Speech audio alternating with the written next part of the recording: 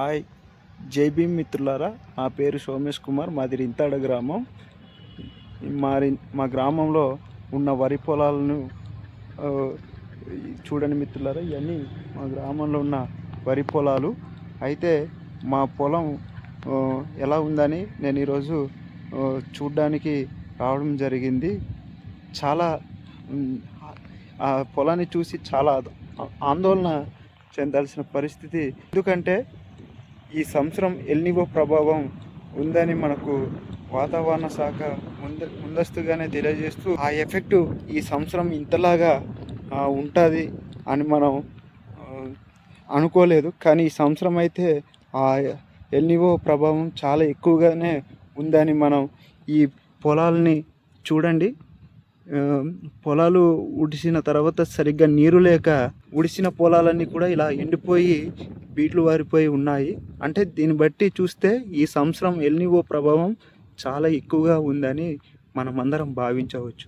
El Niño ప్రభావం Pacific మహాసముద్రంలో ఉపరితలం పైన ఉండే ఉష్ణోగ్రతలు ఎక్కువగా పెరగడం వల్ల ప్రపంచంలో వాతావరణ మార్పులు అనేవి సంభవించడం జరిగింది.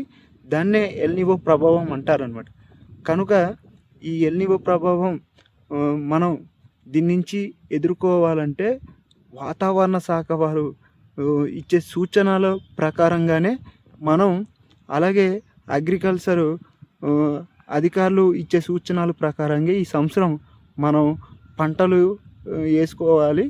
అలాగే వేసుకున్న పంటల్ని కూడా వాళ్ళ ఇచ్చే సూచనలు బట్టి మనం కొంతవరకు ఫాలోఅప్ అవ్వడం వల్ల వాటిని కాపాడుకోవచ్చు. చూడండి, ఇదిగోండి, ఈ పొలాలన్నీ కూడా చాలా దారుణంగా ఇలా ఎండిపోయి ఉండడం నిజంగా ఈ సంవత్సరం రైతుకి తీవ్రమైన నష్టం వాటిల్లే అవకాశం ఉంది. కనుక రైతులందరూ కూడా ప్రభుత్వం నుంచి ఎటువంటి పరిహారం అందాలన్నా ప్రతి ఒక్కరూ క్రాప్ ఇన్సూరెన్స్ అంటే పంటల బీమాను నమోదు చేసుకోవాల్సిందిగా కోరుతూ ఉన్నాను. ఎందుకంటే ఖచ్చితంగా ఈ సంవత్సరం అయితే రైతులందరికీ కూడా నష్టం జరిగే సూచనలు అయితే ముందుగానే ఈ ఎల్నినో ప్రభావం వల్ల రానుంది. కాబట్టి ప్రతి ఒక్కరు కూడా క్రాప్ ఇన్సూరెన్స్ చేయించుకోవాలని నేనైతే ఈ సందర్భంగా ప్రతి ఒక్కరిని కోరుతూ ఉన్నాను.